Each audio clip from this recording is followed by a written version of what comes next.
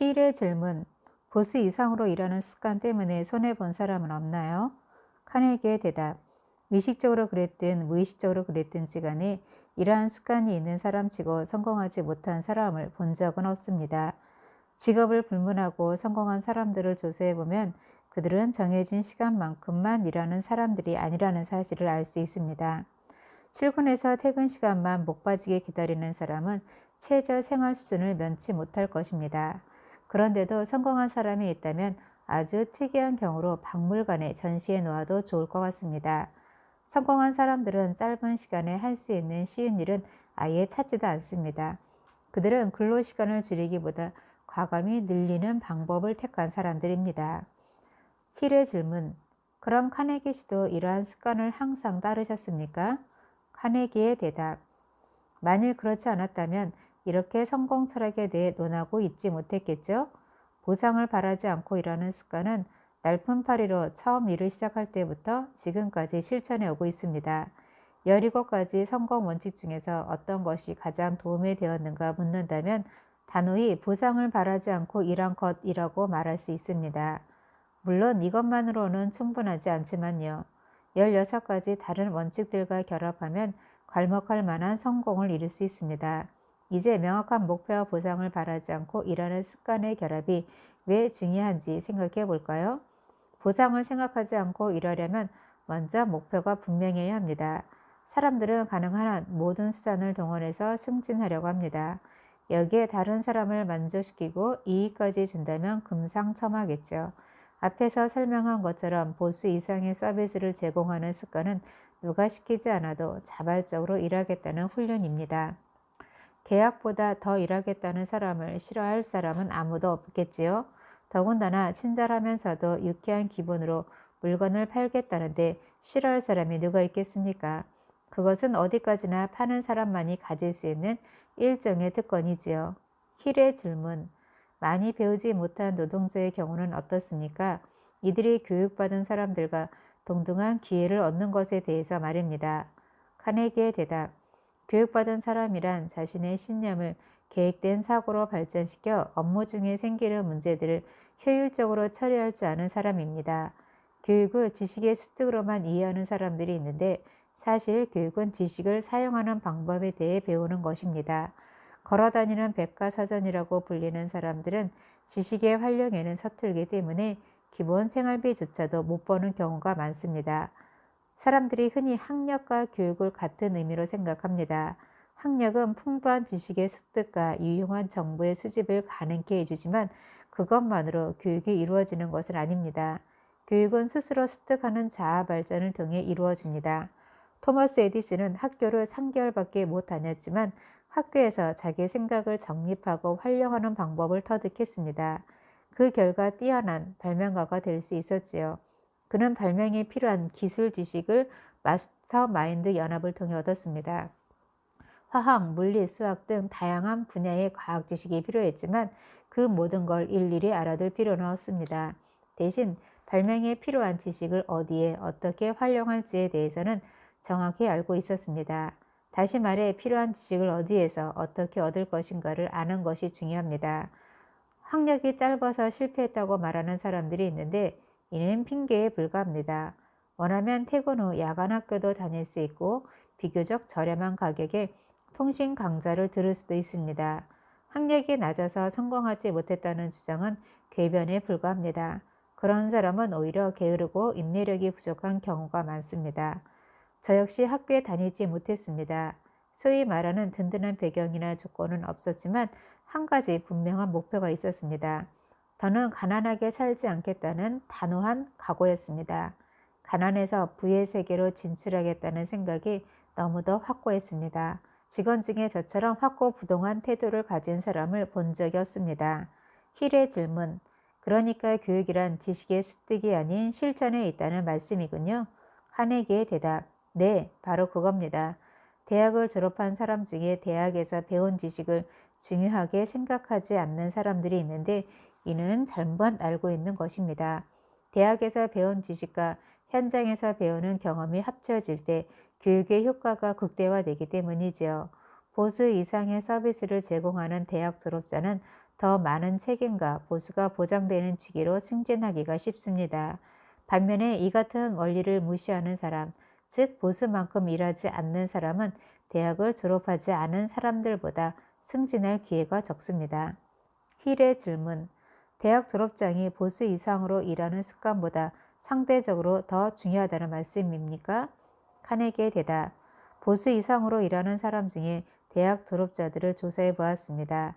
그들은 대학에서 배운 지식과 이러한 습관을 결합한 결과 대학을 졸업하지 않고 보수 이상으로 일하는 사람들보다 훨씬 빨리 승진하는 걸 볼 수 있었습니다. 그러므로 대학에서 배운 지식을 통해 얻은 사고의 훈련이 중요합니다. 힐의 질문. 보수를 생각하지 않고 일했을 때의 좋은 점을 알리기 위해 어떠한 노력을 합니까? 카네기의 대답. 직접 알리기보다는 자연스럽게 알려지는 경우가 대부분입니다. 간혹 이런 습관의 장점을 가르쳐 주는 것이 낫지 않을까 생각한 적도 있었지만 월급은 주지 않으면서 일만 더 시킨다는 오해가 생길 수 있어 하지 않았습니다.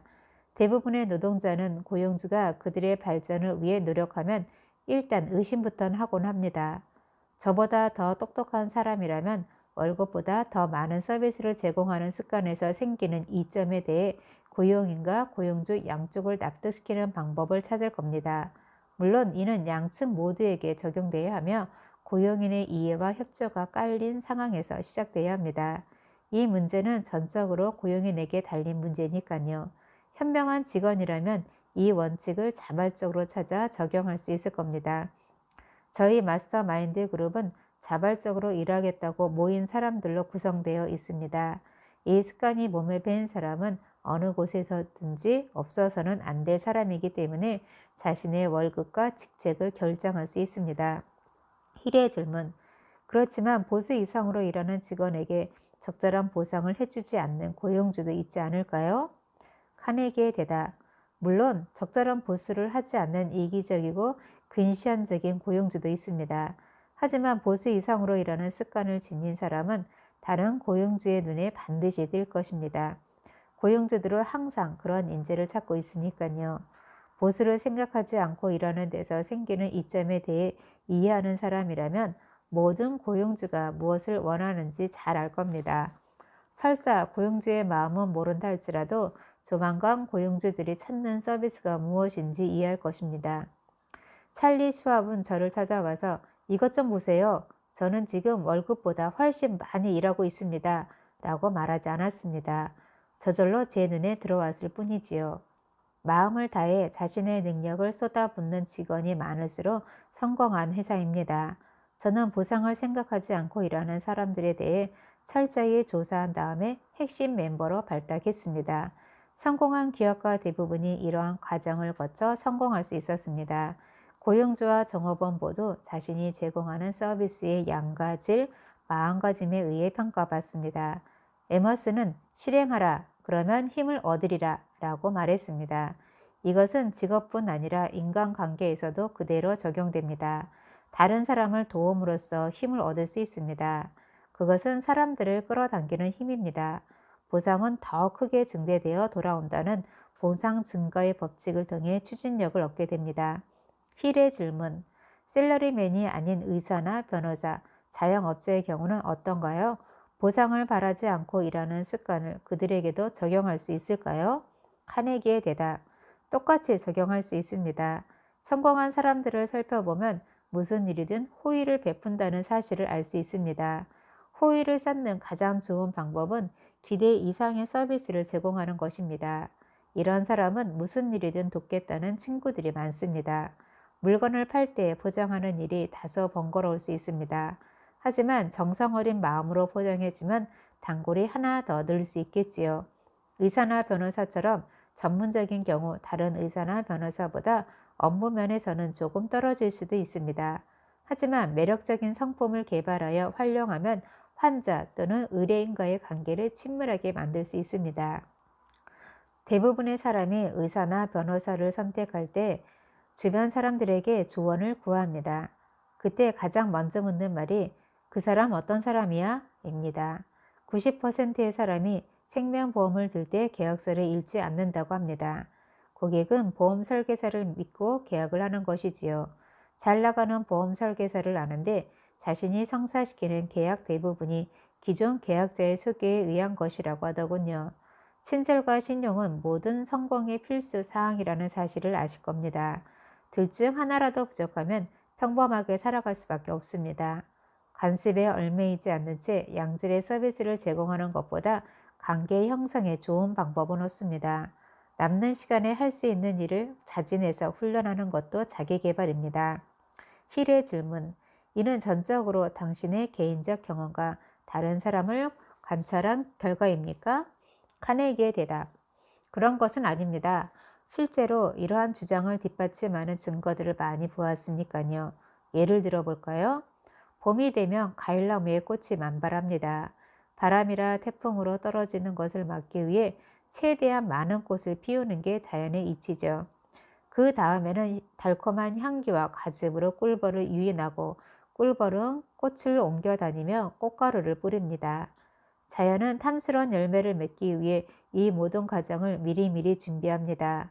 꽃과 벌의 이 같은 과정으로 과일은 탐스럽게 익어갑니다. 둘의 완벽한 조화로 나무는 과실을 맺고 벌은 꿀을 얻습니다. 자연은 아무런 보상이 없어도 필요를 채우고 남도록 생산해냅니다. 바닷속 물고기, 공중을 나는 새, 연못 속의 개구리 등 모든 생물이 다 그렇죠. 재난 속에서도 종을 유지할 만큼 충분히 생산하지 않았다면 모든 생물이 사라져 버렸을 겁니다. 자연에는 두 가지 법칙이 있습니다. 보상의 법칙과 보상 증가의 법칙입니다. 농사를 예로 들면 먼저 쟁기로 땅을 갈고 필요하다면 비료도 줘야겠죠. 다음에는 씨를 뿌리고요. 그런 수고를 했다고 해서 당장 수확할 수 있는 것은 아닙니다. 자연의 법칙에 따라 씨앗에서 싹이 나고 무럭무럭 자라 여물 때까지 기다려야 합니다. 그때까지 농부는 노동의 대가를 한 푼도 받지 못합니다. 하지만 묵묵히 일한 농부라면 보상의 법칙과 보상 증가의 법칙에 따라 풍성한 곡식을 거둬들일 수 있습니다. 힐의 질문. 자연이 없었다면 아무리 문명화된 사회라 하더라도 인간의 생존이 불가능했겠네요. 카네기의 질문. 정글의 여수나 공중의 새는 별다른 노력도 하지 않으면서 살아간다고 생각하겠지만 동물의 세계를 살펴보면 절대 그렇지 않습니다. 벌의 경우만 봐도 자연에서 양분을 얻지만 양분을 받아먹기 전에 반드시 일을 해야 하지요. 자연 속에서 식량을 공급받는 것은 사람도 마찬가지입니다. 하지만 자연은 인간에게 맞는 체계로 바꿔 문명을 만들게 해줬고 더 높은 지식을 이용할 수 있는 특권을 주었지요. 힐의 질문. 보수 이상으로 더 많은 일을 하는 습관은 성공 원리 중에서도 우리가 반드시 지켜야 하는 습관이라고 생각되는데요. 카네기 씨도 그런 습관으로 이득을 본 경험이 있으신가요? 있으시다면 그 이야기를 좀 들려주시겠습니까? 카네기의 대답. 부담되는 주문이군요. 먼저 나의 물질적인 재산과 기업 이유는 모두 그 습관을 실천했기 때문에 가능했다는 것으로 답변을 대신하지요. 그에 관해 제 인생에 있었던 특별한 추억을 들려주겠습니다. 가장 극적이면서도 위험천만했던 추억이라고 할 수 있겠군요. 이 말은 정말로 옳은 일을 하는 건지 치명적인 결과를 낳는 건 아닌지 짐작할 수 없었기 때문에 일종의 모험이었다는 뜻입니다. 젊은 시절 저는 밤마다 전신 기술을 공부했는데 꽤 숙달됐을 무렵이었습니다. 그 일을 배우라는 사람도 없었고 또 돈을 받는 것도 아니었지요. 그때 저는 펜실베니아 철도 회사의 피츠버그 전화국장인 토머스 스코트의 눈에 들어 직원 겸 개인 교환수로 채용이 되었습니다. 어느 날 다른 직원들이 출근하기 전 아침 일찍 사무실에 도착해 보니 열차가 사고를 일으켜 멈춰서는 바람에 뒤이어 당도한 기차들까지 밀려 아수라장이 되어 있었습니다. 사무실에 들어서니 배차원은 이미 사색이 되어 있었고 저는 재빨리 스코트의 집으로 전화했지요. 하지만 그는 이미 집에서 출발한 다음이라 아무런 지시사항을 받을 수가 없었답니다. 그야말로 터지기 일보 직전에 화산을 머리에 이고 있는 신세가 되고 만 것이죠. 잘못 행동했다가는 펜실베이니아 철도 회사에서의 모든 기회가 날아가 버릴 처지였으니까요. 물론 아무런 행동을 취하지 않아도 결과는 마찬가지였을 겁니다. 그런데 갑자기 내가 만약 사장이라면 이런 비상사태에서 어떤 행동을 취할 것인가 하는 생각이 떠올랐고 그것에 대해 곰곰이 생각해 보았습니다. 그리고 마침내 행동에 들어갔지요. 겹겹이 쌓여있는 기차의 진로를 열어주기 위해 사장의 이름으로 기차 노선을 재조정하라는 운행 명령을 역마다 내려놓았습니다. 그리고 사장에게 상황을 정리한 보고서와 함께 사직서를 제출했습니다. 사장의 이름으로 운행 명령서를 작성한 것은 중대한 직권남용이었고 회사의 규정을 위반한 것이었으니까요. 2시간 후 판결이 내려졌습니다. 사직서를 반려함이라고 사장의 친필로 적혀 있더군요. 며칠 뒤 사장을 만났는데 그는 규정 위반에 대해서는 한마디도 하지 않았습니다. 인생에서 발전하지 못하는 사람은 두 가지 유형이네. 하나는 시키는 일을 제대로 하지 않는 사람이고 다른 하나는 시키기 전에는 아무 일도 하지 않는 사람이지. 그때의 일로 저는 위기관리 능력을 인정받아 신임을 얻었습니다. 제가 전신 기술을 미리 배워놓지 않았다면 운행 명령서를 작성해서 다른 역에 알리는 일은 불가능했을 것이고 사장이 도착하는 사이에 일은 더욱 커졌을 겁니다. 물론 회사 규정을 위반한 것은 사실이지만 융통성 없는 원칙 위에서 성공하는 비즈니스란 있을 수 없습니다. 규칙은 깨트리라고 만들었다는 말도 있으니까요.